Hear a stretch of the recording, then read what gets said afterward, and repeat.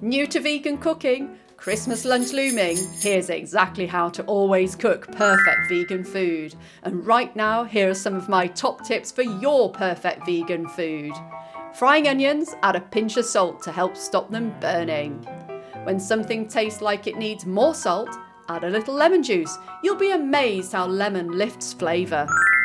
Tofu is tasteless, so dry it out first to make it thirsty and ready to suck up the flavour.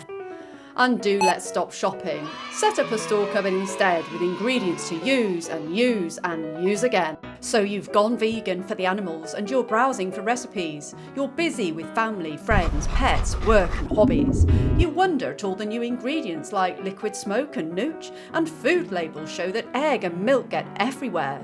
You think about what to cook for evening meals, what to put in sandwiches, what to serve anti-flow at Christmas, and your husband just loves a bit of meat. Switching from cow milk is the easy bit, but where is the calcium? What about the iron? Where is the protein? And just where do you get your nutrients from? And is that Christmas jumper wool? With a 7-day money-back guarantee and lifetime access, 30-day Vegan Home Cook teaches you exactly how perfect vegan food is done.